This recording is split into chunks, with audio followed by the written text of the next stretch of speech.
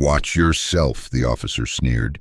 "Wearing a suit, but you don't look like you're going to work. Standing in front of a closed bookstore. Looks like you're hiding something, some kind of wannabe intellectual." He ordered, "Get up, turn around." And just a few minutes later, regret hit him. Not because he didn't know who the man was, but because he had been so certain that a man like that couldn't possibly be anyone important. This story asks a haunting question. In the place where you live, how many people are treated like criminals simply because they don't carry power in their pockets? Before we go any deeper, I want to ask you something.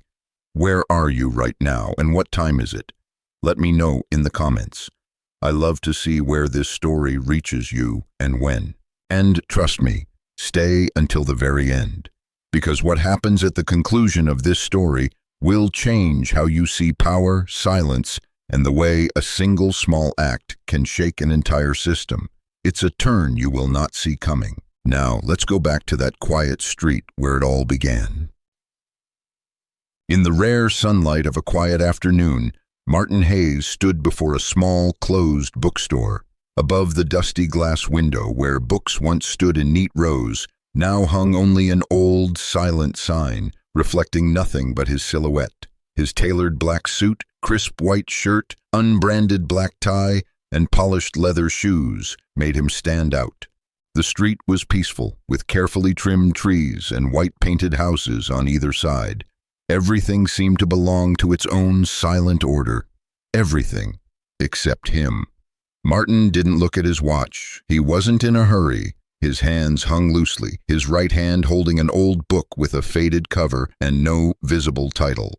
He had been standing there for nearly 10 minutes, as if waiting for something that wasn't in his plans.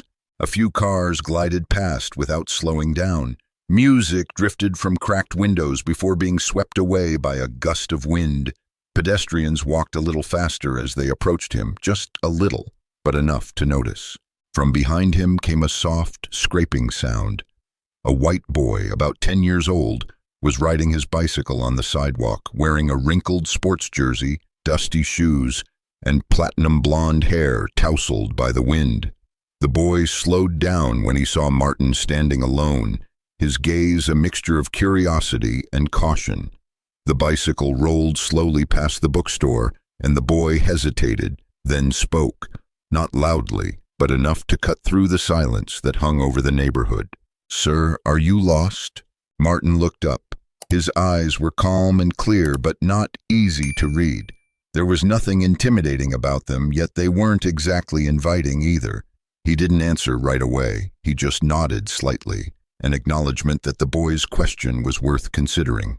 Then he answered in a deep and steady voice, "No, I know exactly where I am." The boy blinked. That wasn't the answer he was expecting. It wasn't funny, nor was it reassuring. He stared at Martin for a moment longer, now with genuine curiosity rather than fear. But then a woman's voice called from a distance, probably his mother, and he quickly turned his head. He pedaled away without another word, leaving Martin alone on the long, leaf-strewn sidewalk. The wind shifted. The smell of hot asphalt rose into the air, mingling with the fading scent of cut grass and wilting leaves. Martin watched the small bicycle shrink into the distance and then turned back to the glass door of the bookstore. The reflection told him that no one was standing behind him, but it no longer looked like the same reflection he had seen at first. Something in the boy's gaze had made him reevaluate himself, as if he truly had been lost, not on the street, but in the eyes of a child where prejudice did not yet exist. But the questions, they always came. He exhaled, not a long breath, not a heavy one. Stepping away from the reflection, he tucked the book into the inner pocket of his coat. It wasn't a book for reading. It was something to keep his hand from clenching into a fist when he was treated with disrespect. A man like him, in a neighborhood like this, could easily be mistaken for being out of place simply by being present. But today he didn't have to speak first. He had learned that sometimes the right thing only begins after the simplest question. "Are you lost?" And from there, everything begins to shift. Martin didn't answer the boy. He just smiled faintly, as if the question were a dry leaf landing on his shoulder, enough to feel but not worth brushing away.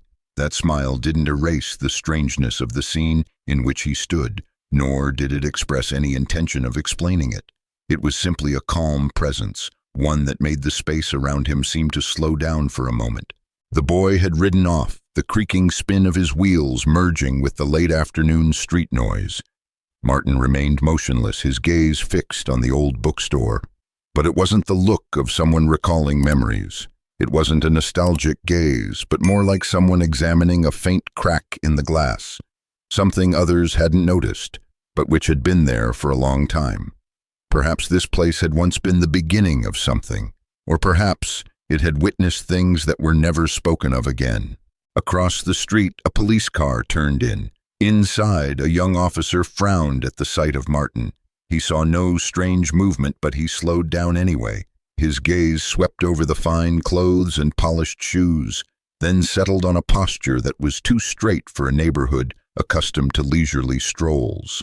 No shopping bags, no children, no sign that anyone lived here, just a black man standing ramrod straight in front of a closed bookstore. And for him, that alone was reason enough for suspicion. The car stopped across the street. The officer didn't turn on his lights or use his speaker. He just sat behind the glass, hand on the wheel, his eyes locked on the man opposite him. Martin didn't turn his head. Maybe he knew he was being watched. Maybe not. But his posture didn't change, as if the space between him and the bookstore was still the only thing worth paying attention to. From a nearby house, a woman stepped out with a bag of trash. Her steps faltered at the sight before her. She glanced at the officer, then at Martin. She said nothing, but her face flickered with unease. She turned back inside, closing her door faster than usual. Martin tilted his head slightly, as if to hear something better, but what he was hearing wasn't a sound. It was a shift in the air, the kind familiar to someone accustomed to being watched. A gaze held too long, a hesitant step, a silence born of suspicion. It was all happening at once. He took a deep breath, not to restrain himself, but to remind his body what it felt like to be in a space that could turn against him at any moment. On the sidewalk, his shadow stretched long, cutting across the pavement like an invisible line between two worlds. One, his personal history; the other, the perception of the man watching from behind the wheel. The officer opened his car door slowly, just enough to signal that something was about to be confirmed. He pressed the button on his radio, speaking silently. A protocol had begun without warning, initiated by nothing more than a look. Martin remained in the same spot, hands at his sides, palms turned inward. Every movement was in view, not attention-seeking but impossible to ignore. No one was holding a camera, no one was speaking, but something small was beginning to shift in the long-held order of this neighborhood, and the man standing there was not lost. He was waiting for the moment when others would have to ask themselves who really didn't belong here. The police car remained parked at the corner like a patient animal waiting for a signal. But soon after, the passenger door opened. Another officer stepped out, taller than his partner and appearing a few years senior in the force. He didn't approach Martin immediately, but crossed his arms over his chest and leaned against the car, squinting in the sunlight as he studied the man across the street. Perhaps it was the stillness of Martin Hayes's posture in this neighborhood of white-painted houses and expensive cars that had disturbed the familiar sense of control they were used to. The younger officer was the first to speak. He walked closer, adjusting the button on his jacket, an unnecessary, deliberately performed gesture. As he approached Martin, he stopped at a distance just right to remain tactically safe, yet close enough for his words to feel personal. "Excuse me," he said, not with politeness, but in the tone of a routine check. "What are you doing here?" Martin turned his face toward him, his gaze still calm, but now with a slight raise of an eyebrow. "I'm standing," he replied in a low, clear voice, offering neither apology nor anger. "Standing," the officer repeated, as if it were an inappropriate answer. He looked Martin up and down again, then asked more sharply, "Do you have any identification?" You don't look like you live around here." Martin slowly took one hand out of his coat pocket. "I am not obligated to provide identification unless you have a lawful reason to ask for it." The older officer had now moved closer. He nodded at his younger partner, then took a step forward himself. "Careful now," he said, half joking, half serious, "wearing a suit without going to work, standing in front of a closed bookstore. It looks like you like to hide something in that briefcase of yours." Martin turned to the man who had spoken. His expression didn't change, but his gaze sharpened. Not with anger, but as if deciding whether the conversation was worth continuing. "Are you trying to initiate a situation, or are you simply starting a conversation?" he asked, his voice still gentle but now deliberately measured.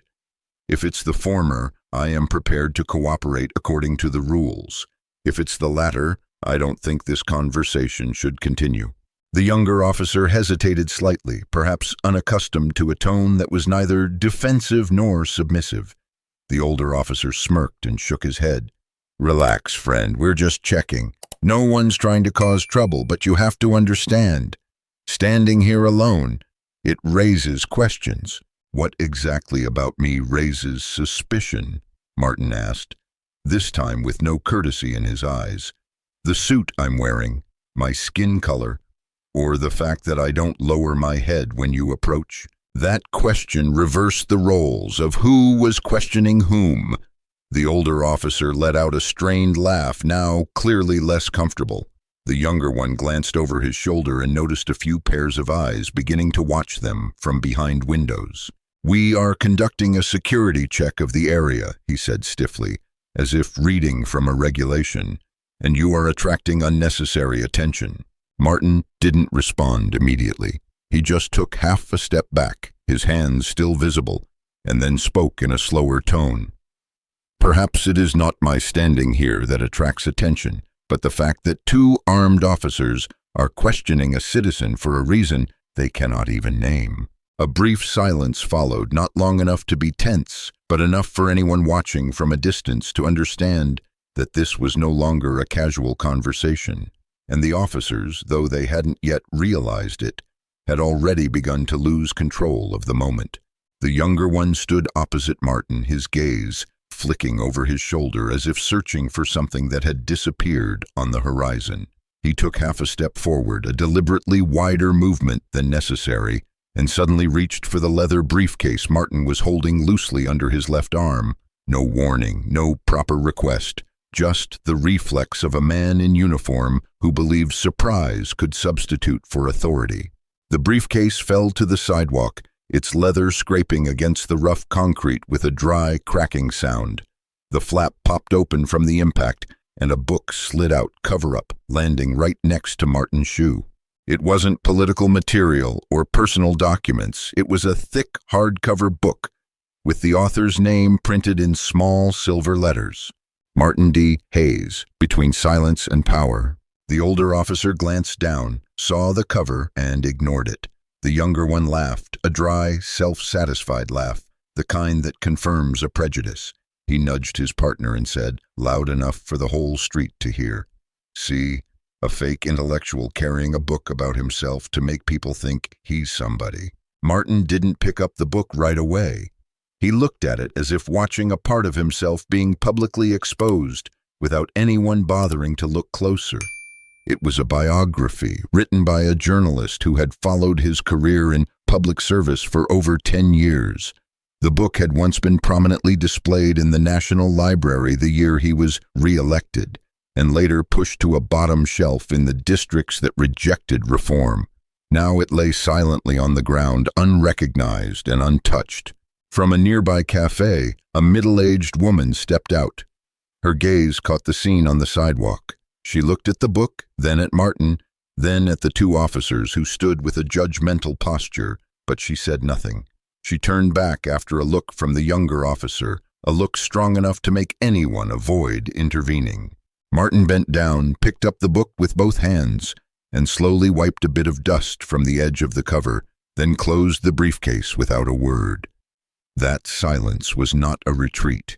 It was a space he deliberately left, like a frame without a painting, inviting others to see where they stood in this picture. "You carry around a book written about yourself." The older officer smirked as if telling an awkward joke. "Looks like you invest in your image." Martin looked up. For the first time in this encounter, he met the officer's gaze directly, not looking away, not avoiding it. His voice was deep but firm, sounding like a knock made at precisely the right moment. "I am not interested in being recognized. I keep it as a reminder to myself that identity is not something I need anyone's permission to have." The wind shifted, lifting the edge of Martin's coat. The door of the bookstore behind him creaked slightly, metal on metal, and then fell silent. Passers-by continued to walk, but now more slowly. No one stopped, but the gazes began to move. A look, not quite a reaction, but already the beginning of a change from indifference to doubt, from doubt to witness. As for the younger officer, for the first time a slight unease showed in him. What Martin had just said didn't fit with anything they were trained to fight against. It carried no anger or plea. It was the voice of someone who knew exactly who he was, even when others were trying to wipe that truth off the ground. And that alone was enough to break the balance of power, not through actions, but through how a seemingly useless book had become something that made a forgotten truth impossible to ignore again. The older officer stepped to the left, blocking the walkway in front of Martin, as if creating a perimeter of control, while silently signaling to the growing crowd of onlookers. There was no formal warning or calm-voiced request, like in procedural training videos, just a cold, steady command: "Sit down." Now, Martin didn't ask why. He looked around, assessing the distance between cooperation and insult, then slowly lowered himself to sit on the edge of the sidewalk. The dry, cool gravel pressed against the back of his trousers, his back straight, both hands on his knees. The leather briefcase was now tightly closed. Placed next to his left foot, his posture no longer expressed equality, but it didn't signify submission either. Across the street, a resident took out their phone. Hiding partially behind a lamppost, they raised the device high enough to capture the entire scene without immediately drawing attention. In their lens, Martin appeared as a foreign character in a neighborhood designed to avoid surprises. A black man sitting motionless under the slanted afternoon sun, surrounded by two white officers whose body language was gradually hardening. The younger officer shifted slightly, placing one hand on the rubber baton at his waist and pointing at Martin with the other. "You know why I stopped you?" he asked in a low but authoritative voice. "Because you don't fit in." Martin tilted his head. He heard every word clearly but didn't respond immediately. Instead, his gaze found the phone on the other side of the street. His face appeared on the live streaming screen. The angle was too far for sound, but close enough to capture every expression. Then he turned back, looked directly at the younger officer, and asked a simple question. "What are you doing when you know the person in front of you has committed no crime?" It was neither a challenge nor a plea. The question landed like a flat mirror, emotionless, reflecting only the truth. The officer froze for a moment. His partner coughed and stepped forward. "Get up, turn around, we need to search you." The command was given without hesitation. They were used to this approach. It was part of their toolkit for managing encounters. Martin stood up, his movements clear and steady. He raised both hands to shoulder height, not in a rush, not with hostility. As the younger officer began to move his hands down both sides of Martin's body, from his shoulders to his waist, Martin spoke again, this time turning toward the phone camera. "I am being searched for no clear reason, but I will not resist, because I want each of you and everyone watching this screen to understand that the mistake is not in the reaction. It lies in how this is allowed to become normal." The phone trembled slightly in the young woman's hand. She held her breath. A nearby older man, still with an untouched cup of coffee in his hand, also stopped. What had started as a small crack in the safe image of the neighborhood was now spreading like a fracture that could no longer be closed. The officer said nothing. His hands touched Martin's waist, checked the back of his jacket, and then lowered. He found nothing, and he didn't find the usual sense of control either. Perhaps because Martin's silence carried no fear, only a kind of balance that made people hesitate to touch it. A car slowly turned onto the street and stopped. No siren or flashing lights, but inside, eyes were watching while fingers were tapping on a phone. And somewhere, among the hundreds of people watching the live stream, a new question began to form. Who is actually making this neighborhood no longer align with the values it prides itself on? At the far end of the sidewalk, near a small flower shop that was closing its stall, a mother held the hand of a little boy in a dark, knitted hat. The two of them stood on the edge of the street, just ordinary passers-by who had accidentally stumbled upon a scene they had never intended to stop for. The mother, a woman in her 30s, was fumbling with a cloth shopping bag and a phone with a map app open, looking for the nearest pharmacy. The boy looked up at the group in front of the bookstore where the black man had just been ordered to stand still and where the police officers were close enough to hear his breath. The boy squinted, then gently tugged on his mother's sleeve. His voice was a whisper so quiet that no one else heard it. "Mom, he looks like the man from that speech on TV the other day." The mother stopped for a moment. In that brief moment, the phone in her hand remained lit, but her gaze shifted away from the map. She looked toward Martin. His face was slightly turned as he spoke to one of the two officers, and his straight posture made the woman's thoughts slow down. Those eyes, not familiar but not certain enough to be sure, stirred something in her memory. The speech, one about judicial reform and the right to live without prejudice, had been broadcast on several channels last month. The man on the screen then had stood the same way. He didn't need to raise his voice to make people stop. He didn't need a title for his words to be heard. The mother glanced at her son. He was still staring at the scene ahead, his innocent eyes unable to fully understand, but already sensing that something was wrong. She turned to him, thinking of saying, "It's not him," a way to dismiss what she couldn't yet confirm, but the words didn't come. The longer she looked, the more she felt that the child might not be wrong. She shifted the phone to her other hand, slowly turning her wrist so the lens pointed toward Martin.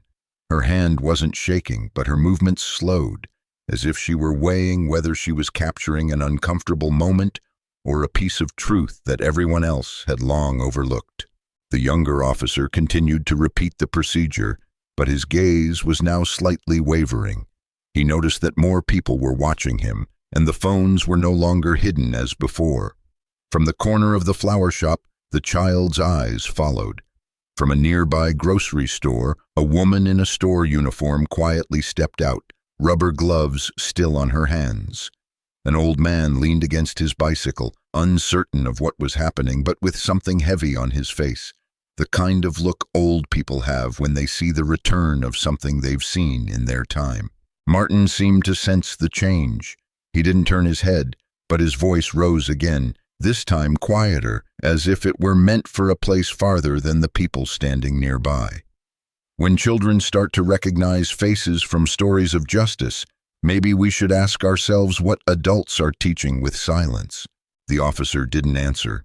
The air grew tense not because of the volume of his voice, but because of the weight of each word spoken.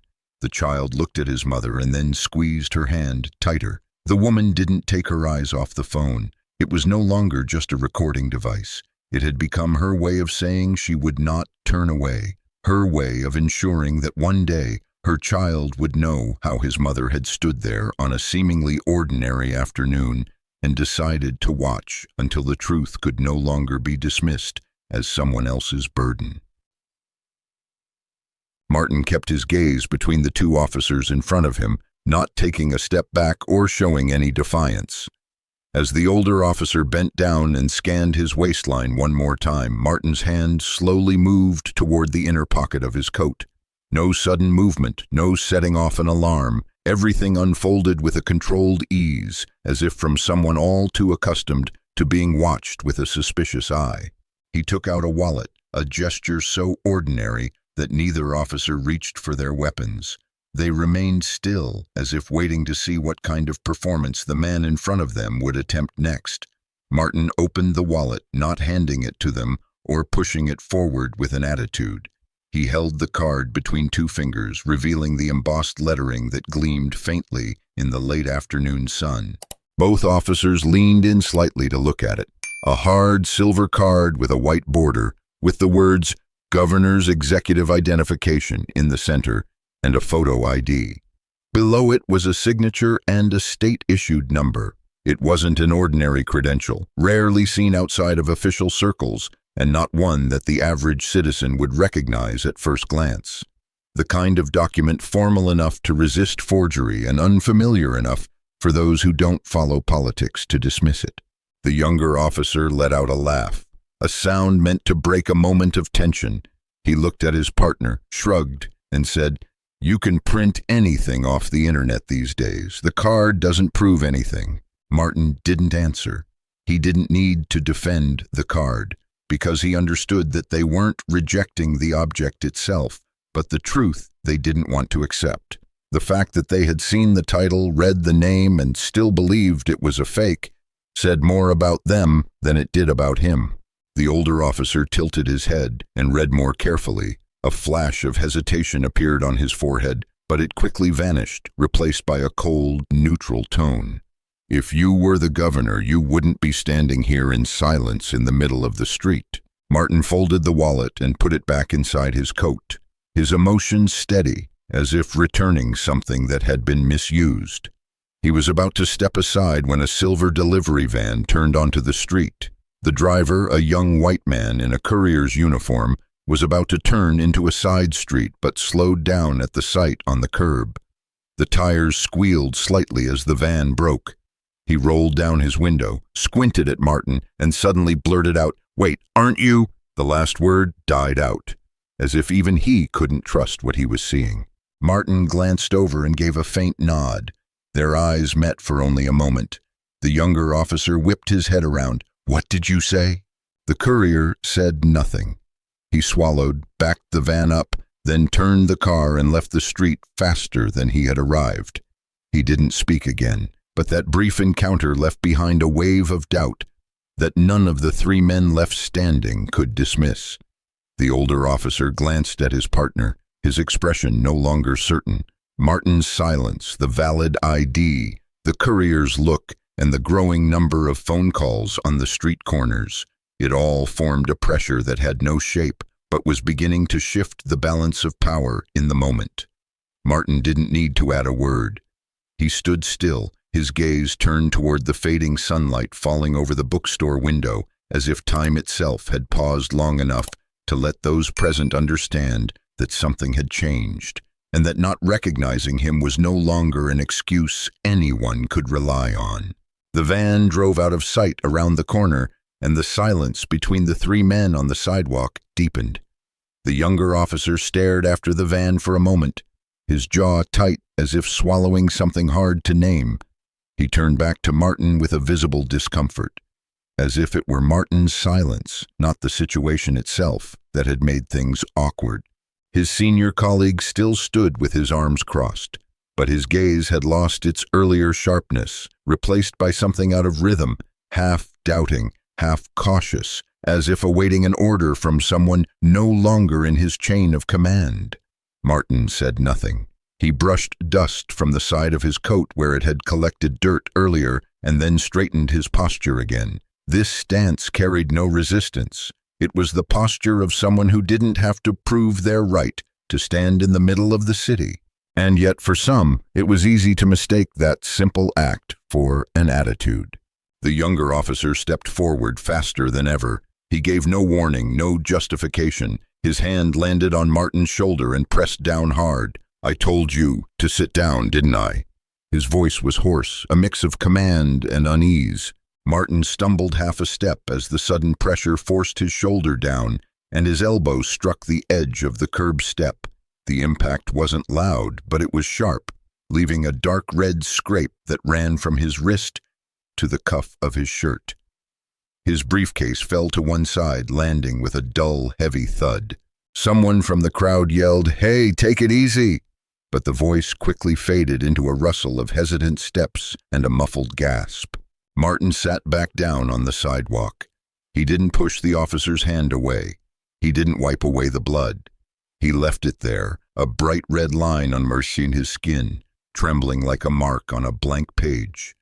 The officer stood over him, his hand hovering near his belt, not quite threatening, but applying enough pressure to assert control. Across the street, people raised their phones higher. The cameras were there. The voices were being recorded. No one intervened, but everyone was documenting. And in their eyes, this moment was unmistakably a line, a point where dignity and authority met without violence, yet still left the sting of a wound. Martin raised his head. His eyes were as still as windless water, yet not empty. Looking directly at the younger officer, he spoke. His voice was low, but each word landed clearly, like nails being driven into an already cracked wall. It's not the card. It's this entire state that you are disrespecting. No one answered. The sentence hung in the air like a freshly delivered summons, not for persuasion, but for remembrance.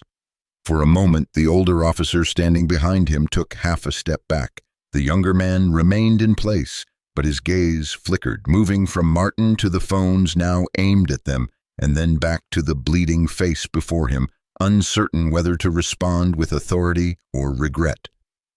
A light breeze blew through, carrying the scent of soil and the sweat, now clinging to the collars of their uniforms. Behind them, the sun's rays slanted across the row of buildings and struck the faded sign above the bookstore. On the glass, there were still faint letters.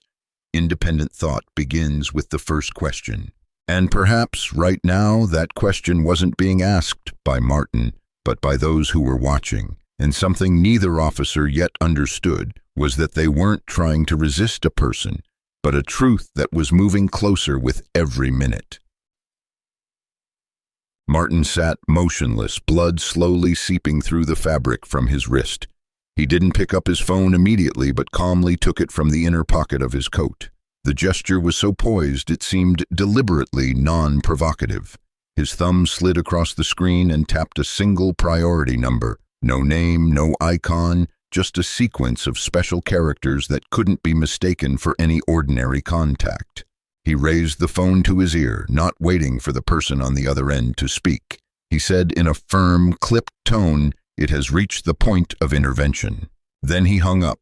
No explanation, no discussion, and he didn't look at the two officers who were frozen in place. The sentence wasn't directed at anyone in particular, but it resounded like a command from a place no one expected. The younger officer frowned, suspicion replaced by vigilance. But before he could ask anything, a sound came from the beginning of the street. The low, synchronized hum of engines, deep, powerful, not the sound of local patrol cars or civilian authorities. It was the heavy, steady noise of vehicles that only appeared in exceptional circumstances. A fleet of black SUVs with raised chassis and special license plates. The state flag flying on short antennas entered the street like a controlled tide. 3 vehicles stopped in a V formation in front of a bakery on the corner. The rear door of the central SUV opened first. A white man in a dark blue suit and silver sunglasses stepped out, without a badge or a weapon. But as soon as the people filming saw him, some instinctively stepped back, still holding their phones, but their gaze had completely changed. It was Richard Langston, the Director of State Security. A figure never seen in public except at high-level meetings. Langston didn't need to ask questions. He had received a full report just minutes earlier from a phone call he had never imagined receiving on such a quiet afternoon.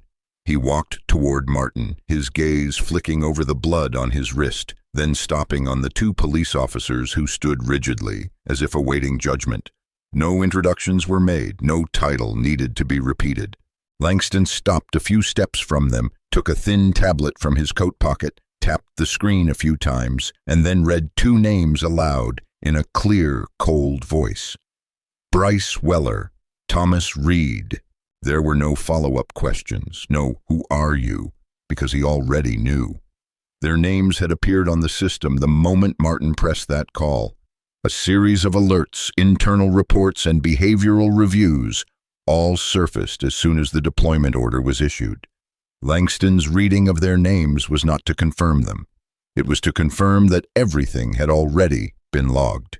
Officer Bryce flinched half a step. Hearing his name called out in the middle of the street made him jump.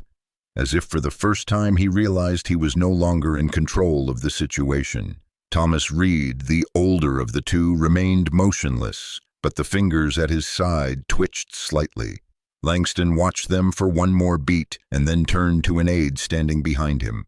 A pre-prepared folder was handed over, not because this situation had been anticipated, but because every call from Martin Hayes automatically triggered an emergency protocol. "Temporarily suspend both officers from duty," Langston said. His voice wasn't loud, but it was sharp enough to cut through any emerging line of defense. "An independent investigation begins today." The crowd began to stir. The phones were now moving more slowly, but they didn't disappear from the scene. Langston's presence, the armored convoy, and the loud sound of the officers' names formed a startling message that the system had just sent to itself. No one is above control, not even those in uniform. The engines of the black SUVs had barely quieted when the first steps began to appear on the sidewalks. People came from every direction, not in a rush, but no longer as random passers-by. They gathered in small clusters. First, the nearby shopkeepers, then drivers who had stopped in the middle of the road. A couple walking their dog stopped abruptly, and a young woman on her phone paused in the middle of a conversation. Everyone had the same look, a mixture of confusion, doubt, and anticipation. Every raised phone became an unblinking eye. Every recorded angle was a choice to bear witness, and in that moment, the distance between the filmers and the man being filmed vanished. From the corner, the signal began to lag, as if hundreds of streams were now fighting to transmit the same image. Some live streams switched to public view, tagged with the address 307 Charlesworth Street, and hastily typed hashtags. Hashtag Governor Hayes, House our Police Accountability, live. In less than 5 minutes, the street once known for its quiet pedestrian traffic had become a live broadcasting hub that no one had scripted. On the screen of the first live stream, the view count ticked into the thousands, followed by waves of comments and shares. Viewers from other states, even distant cities, had recognized Martin Hayes from the blurry corner shot at the beginning, and that alone made it impossible to reverse what had happened with a simple explanation. Across town, on the 6th floor of police headquarters, a meeting was interrupted. Police Chief Donald McCrae, who had been in office for nearly 10 years, had just received a call from his staff. He opened the internal surveillance feed and saw multiple live streams. Without sound, he knew that things had slipped out of his administrative reach.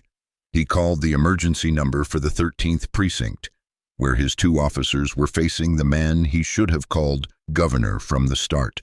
After 3 rings, the call was connected. His voice was calm and firm. "Cease immediately. There will be no further action. I repeat, cease immediately." But there was no answer. The person on the line was no longer on the scene. Any command or damage control had arrived too late. McCrae sank into his chair, staring at the passing comments. "Is that the governor? What are they doing? This can't be real." In front of the bookstore, Martin remained in his spot, his wrist wrapped in a clean gauze. He hadn't said a word since Langston named the officers, but the silence no longer meant absence. It made everything else more visible, harder to ignore. Officer Bryce glanced between the crowd and the cameras. His face twitched as if looking for an escape, but no words could soften the heat now rising behind him. Langston gave a quiet signal to his driver to close the SUV door. He hadn't planned to come here, but nothing was following a plan anymore. Clips from different live streams spread quickly. Martin Hayes, a bloody hand, an ID on his knee, 2 named police officers beside him. No one controlled the story now. The crowd controlled it, and they had already spoken for him. Martin slowly stood up. The gauze on his wrist hadn't absorbed all the blood. A faint red stain was on the white cloth, but he paid it no mind. His left hand moved, not in a hurry, not with a flourish, but to brush a speck of dust from his sleeve. His gaze remained on the tiled sidewalk, on the spot where he had been forced to sit and where the truth had just stepped out of silence. He didn't shout or accuse or demand an apology.